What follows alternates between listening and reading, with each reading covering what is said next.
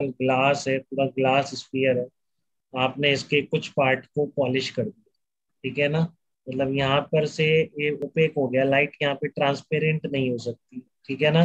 मतलब यहाँ से लाइट इससे बाहर नहीं जा सकती, इस तरह का हो, ठीक है ना। ओपेक सरफेस बोलते हैं, पॉलिश कर दिया, ठीक है।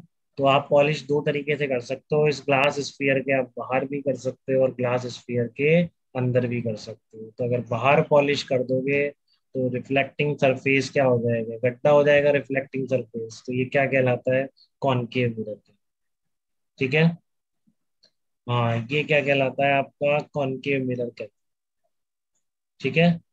और अगर आपने पॉलिश इसके अंदर कर दी, आपने पॉलिश अंदर कर दी, तो ये क्या कहलाता है आपका, ये कॉन्वेक्स मिरर कहलाता है, ठीक है। तो ये बेसिक दो स्फेरिकल मिरर है आपके। अगर स्फेरिकल ग्लास में किस साइड पॉलिश करिए, ठीक है, स्फेरिकल हॉलो ग्लास मिरर पर आपने बाहर पॉलिश कर दी तो आपका कॉनकेव मिरर बन जाएगा, अंदर पॉलिश कर दोगे तो वो कॉन्वेक्स मिरर। अब कुछ डेफिनेशन बहुत सिंपल सिंपल, ठीक है। पहला है आपका सेंटर ऑफ कर्वेचर। तो ये हमेशा कोई स्फेरिकल मिरर जो भी है वो हमेशा किसी ना किसी स्फीयर का पार्ट हो, तो वो स्फीयर का जो सेंटर हो वो क्या कहलाता है, उसका सेंटर ऑफ कर्वेचर कहलाता है, ठीक है। तो centre of sphere of which mirror forms a part, वो सेंटर ऑफ कर्वेचर कहलाता है, ठीक है। पोल या वर्टेक्स ऑफ द मिरर क्या होगा, मिडिल पॉइंट और सेंटर ऑफ स्फेरिकल मिरर, ठीक है ना। हाँ, मिडिल पॉइंट और सेंटर ऑफ स्फेरिकल मिरर क्या कहलाएगा, पोल या वर्टेक्स कहलाएगा, ठीक है। It is represented by capital P in the figure, capital P से इसको रिप्रेजेंट करो, ठीक है। फिर आता है आपका रेडियस ऑफ कर्वेचर। तो रेडियस ऑफ कर्वेचर क्या होगा, इस स्फीयर की जो रेडियस होगी, radius of the sphere of which mirror forms a curve, ठीक है ना। जो स्फीयर की जो रेडियस होगी वो क्या होगा, वो आपकी इस मिरर की रेडियस हो गई। काफी सिंपल है, ग्लास स्फीयर था उसको आपने मिरर में बनाया, तो जो उस ग्लास की प्रॉपर्टी, ग्लास का सेंटर वो इसका सेंटर ऑफ कर्वेचर, जो उस स्फीयर का रेडियस वो इसका रेडियस ऑफ कर्वेचर, ठीक है। और जो इस मिरर का सेंटर पॉइंट है, यहाँ से यहाँ तक मिरर है तो इसका जो मिडिल पॉइंट है उसको क्या बोल देते हैं, पोल या वर्टेक्स ऑफ द मिरर, ठीक है। तो ये काफी सिंपल डेफिनेशन है, पहले से पता है। एपर्चर क्या होते हैं, एपर्चर होता है, ये मिरर है तो इसका ये डिस्टेंस, ठीक है ना, distance m1 m2 is called aperture. और कभी एंगुलर एपर्चर पूछ ले तो ये जो सेंटर ऑफ कर्वेचर होगा, इन दोनों को ऐड ज्वाइन कर दो तो ये जो एंगल बनेगा वो क्या कहलाता है, एंगुलर एपर्चर कहलाता है। उससे कुछ पूछना चाह रहे हैं क्या बेटा?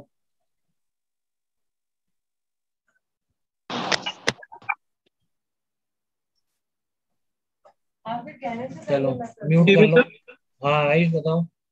एंगुलर अपर्चर पर इफेक्ट करना क्या होता दोबारा बोलो। है सर? एंगुलर अपर्चर पर इफेक्ट करना क्या होता है? Angular aperture. आयु एपर्चर मतलब नहीं, समझ ही नहीं आ रहा, कौन सा कहाँ लिखा हुआ है बताओ। एंगुलर एंगुलर एंगुलर एंगुलर के लिए पूछ रहा है सर ये। अरे एंगुलर लिखा हुआ है, एंगुलर।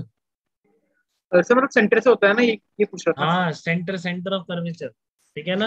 यस वो सर। मिरर किसी ना किसी स्फीयर का पार्ट होगा ना, स्फेरिकल मिरर है तो उसका सेंटर भी होगा, तो एंड पॉइंट को सेंटर से ज्वाइन कर देंगे तो जो एंगल बनेगा वो एंगुलर एपर्चर, ठीक है। प्रिंसिपल एक्सेस बहुत ही simple, straight line passing through the pole and centre of curvature of the spherical mirror क्या कहलाता है, प्रिंसिपल एक्सेस कहलाता है, ठीक है ना। Straight line passing through the pole and centre of curvature of spherical mirror is called principal axis, ठीक है। तो ये बहुत जनरल डेफिनेशन थी, काफी सिंपल थी। अब एक आती है पैराक्सियल और मार्जिनल रेस क्या होती है, ठीक है। तो कोई रे अगर प्रिंसिपल एक्सिस के बहुत क्लोज है, ठीक है, तो वो पैराक्सियल रेस कहलाती है। अगर वो रेज ऑफ इंसिडेंट जो भी है प्रिंसिपल एक्सिस से दूर है, ठीक है, तो वो मार्जिनल रेस कहलाती है, ठीक है। प्रिंसिपल एक्सिस के काफी क्लोज अगर रेज है तो वो आपकी क्या कहलाएगी, पैराक्सियल कहलाएगी। बहुत दूर है तो वो आपकी क्या कहलाएगी, मार्जिनल कहलाएगी, ठीक है। अब बात आती है फोकस। तो इम्पोर्टेंट बात यह है कि फोकस केवल पैराक्सियल के लिए डिफाइन होता है, मार्जिनल रेस के लिए कोई फोकस डिफाइंड नहीं होता है, ठीक है। तो पहले तो आप ये बताओ कि अगर मैं आपको बोलूं इस तरह से, ठीक है ना, ये आपका एक स्फेरिकल मिरर है, इस तरह से एक पैरेलल रेज आ रही है, ठीक है, रिफ्लेक्ट हो रही है, तो लॉ ऑफ रिफ्लेक्शन हमेशा सही है बेटा। आप देखो हम सारी चीजें जो पढ़ेंगे ना, वो इक्वेशन जो आप यूज करेंगे मिरर इक्वेशन, वो केवल पैराक्सियल के लिए वैलिड, ठीक है। बट अभी आपको ऐसा कुछ नहीं पता है, अभी आपको किसी ने केवल लॉ ऑफ रिफ्लेक्शन सिखाया, बाकी कुछ नहीं आता। हाँ सब एकदम सही कह रहे हैं आप, बिल्कुल ठीक है। तो आपको केवल क्या आता है कि आपको केवल लॉ ऑफ रिफ्लेक्शन आता है और कुछ नहीं आता, ठीक है। और ये रे पैरेलल आ रही है यहाँ से, और यहाँ से निकल जा रही है, ठीक है। हाँ नहीं नमन, ये आप सही नहीं बोल रहे हैं, आपने नहीं पढ़ा भी ऑप्टिक्स ये वाला पोर्शन। उसका तो सही आंसर दे रहा है, उसने पढ़ लिया है शायद, ठीक है। ये रे यहाँ पर आ रही है पैरेलल प्रिंसिपल एक्सिस के, और आफ्टर रिफ्लेक्शन इस तरीके से जा रही है, ठीक है। तो मान लो ये एंगल थीटा पर रे गिर रही है, तो आप ये डिस्टेंस बता सकते हो कि ये डिस्टेंस कितनी होगी, इसका radius of curvature capital R. R/2। अरे नहीं यार, समझा रहा हूँ, समझ ही नहीं रहे हो। ये R/2 केवल आप जो बचपन से पढ़ते आ रहे हैं वो है पैराक्सियल रेज, ठीक है। मैं आपको कहीं नहीं रहा हूँ ना, R/2 कहाँ बताया, मैंने बताया क्या कि R/2, मैं कह रहा हूँ कि आपको अगर रे यहाँ पर आ रही है और ऐसे निकल जा रही है, तो केवल ये थीटा में दे तो रहा हूँ, और मैं बता रहा हूँ सी सी क्या है, सेंटर ऑफ कर्वेचर, ठीक है। तो मैं आपसे पूछ रहा हूँ कि आप ये डिस्टेंस निकाल सकते हो क्या, पी क्यू डिस्टेंस कितनी होगी लॉ ऑफ रिफ्लेक्शन को यूज करते हुए इन टर्म्स ऑफ थीटा, बताइए। इतनी ज्योमेट्री आती है क्या किसी को, ये भानु ने सर भी लिखा R है। R minus minus R R upon by 2 2 cos theta। cos theta. हाँ ये होता है। कैसे निकाला आप लोगों ने इतनी जल्दी, बताइए, इतनी जल्दी कैसे निकाला आप। PC माइनस सर QC कर इसको दिया। प्लीज, हाँ सर ऐसे। तो ये सही आंसर है जो उत्सव ने भी दिया था, भानु ने भी दिया, वेरी, ठीक है ना। R - R/2 cos थीटा होता है, ठीक है। अब निकालना बड़ा आसान है, कर लेना आप इसको, देखो ऐसे निकलेगा। ये आपका थीटा है, ये आपका सेंटर नॉर्मल है, तो रिफ्लेक्टेड रे भी थीटा एंगल बनाएगी, ठीक है ना। ये आपका नॉर्मल है ना यहाँ पे, तो ये एंगल थीटा है, तो ये भी थीटा है, ठीक है। तो अब आपका देख लो, आपको ये डिस्टेंस निकालना, तो ये डिस्टेंस कितनी होगी, ये कैपिटल आर है, कैपिटल आर में से क्यूसी अगर माइनस कर दूंगा तो आ जाएगा क्या पी क्यू, बताओ। अगर इस P yes sir. Capital R में से पी ये माइनस कर दूंगा मैं क्यूसी, तो आपकी ये डिस्टेंस आ जाएगी, ठीक है ना।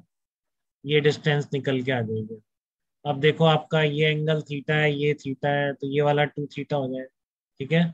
बट उसकी जरूरत नहीं है आपको, तो ये दिख रहा है देखो, ये वाला आपका क्यू पॉइंट है, यहाँ पे आ रहा है, ठीक है। तो Q C is equal to Q S बोल सकते हैं क्या अपन, एक बार बताना, क्योंकि ये थीटा है, यस ठीक है, सर। ये भी थीटा है, तो Q C is equal to Q S बोल सकते हैं, बताना है। Yes sir. Yes sir. और जो सी एस है, सी एस आपकी क्या है, कैपिटल आर है, रेडियस ऑफ कर्वेचर है ना। यस तो yes C sir. H is equal to capital R is equal to क्या हो जाएगा, twice of Q C cos theta हो जाएगा। बताओ मुझे, ये जो डिस्टेंस है सी एस, ये किसके बराबर आ जाए, ये रेडियस ऑफ कर्वेचर है, इसको और क्या लिख सकते हैं, ये परपेंडिकुलर डाल दो, ये कितना हो जाएगा क्यू सी कॉस थीटा, ये हो जाएगा क्यू एस कॉस थीटा, क्योंकि दोनों बराबर हैं। तो कैपिटल आर को आप क्या लिख सकते हो, twice of Q C cos theta लिख सकते हो। बताओ कोई दिक्कत किसी को भी इसमें थोड़ी, सब बच्चों को आती है इतनी ज्योमेट्री, कि अगर दो एंगल बराबर हैं तो डेफिनेटली ये साइड भी बराबर हो जाएगी, ठीक है। तो ये लेंथ कैपिटल आर है, तो इसको आप क्या लिख सकते हो, 2 QC cos थीटा, लो आ गया आपको QC R/2 cos थीटा आ गया, ठीक है। तो इसलिए आपका ये पी क्यू डिस्टेंस कितना आ जाएगा, पी क्यू डिस्टेंस आ जाएगा R - R/2 cos थीटा, ठीक है ना। ये डिस्टेंस कितना आ जाएगा, R - R/2 cos थीटा, ठीक है। अब एक बात सुनो कि अगर थीटा बहुत स्मॉल होता है तो कॉस थीटा क्या हो जाता है, बताओ। Tending to 1। अगर थीटा तो बहुत 1। स्मॉल होता है तो कॉस थीटा थीटा के बराबर आ जाता है, कि लग रहा होगा किसी को ऐसा, किसी को नहीं लग रहा क्या। No sir. नहीं सर, अगर साइन थीटा होता है। हाँ सर कॉस साइन थीटा और बहुत, टेन में होता हाँ कॉस थीटा बहुत छोटा होगा तो कॉस थीटा 1 के बराबर ही तो आ जाएगा ना, ठीक है ना। अब देखो जितनी रे इसके क्लोज होगी ना बेटा प्रिंसिपल एक्सिस के, तो आपका ये इंसिडेंस एंगल उतना ही छोटा होता है, ये बात आ रही है समझ में? जितनी रे प्रिंसिपल एक्सिस के क्लोज है, ठीक है ना, ये आपका नॉर्मल है, यहाँ पे देखो इतना बड़ा इंसिडेंस है, और जब ये इसके क्लोज आ गया तो आपका ये सेंटर, तो नॉर्मल और इंसिडेंस के बीच एंगल क्या है, छोटा होता है। तो जब एंगल स्मॉल है तो आप हमेशा cos थीटा इक्वल्स टू 1 लिख सकते हैं, ठीक है। तो उस केस में फिर आपका थीटा का इंडिपेंडेंट आंसर आ जाता है, ठीक है ना। जब थीटा आपका बहुत स्मॉल है तो ये हमेशा ही 1 हो जाएगा, तो पी क्यू कॉन्स्टेंट है, ठीक है। तो आपका पी क्यू कॉन्स्टेंट आ जाएगा। तो आप इसके बाद सारी चीजें जब तक ना इस तरह के डायग्राम गिवन हो, या ठीक है, तो डिफॉल्ट तो आप हमेशा पैराक्सियल ही समझते हैं। आप समझते हैं कि मिरर बहुत छोटा है और चीज लाइट बहुत दूर से आ रही है, तो उस केस में अपने आप ही सब चीजें क्या बन जाएंगी, पैराक्सियल बन।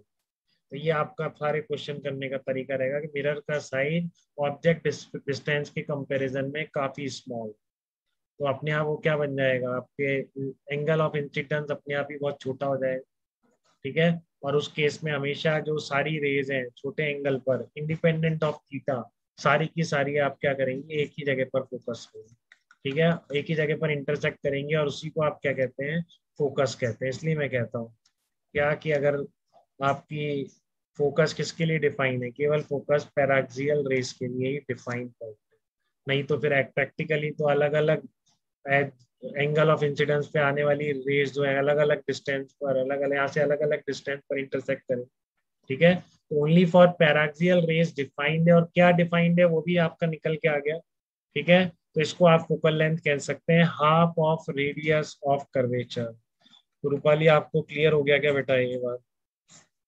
Yes sir. हाँ, कि केवल पैराक्सियल रेस के लिए focal length is equal to r/2 है, और हम जो इक्वेशन लगाएंगे उन सब में अपन ये अप्रोक्सीमेशन लेंगे। तो ये जो आपका मिरर फार्मूला है, ठीक है ना, 1/v + 1/u is equal to 1/f, ये भी आप देखना है केवल पैराक्सियल रेस के लिए वैलिड है। इसमें भी माना गया है कि ये पॉइंट इस पॉइंट के बहुत क्लोज है, ठीक है, तभी वो निकल के आएगी इक्वेशन, नहीं तो नहीं होगी, ठीक है। और फिर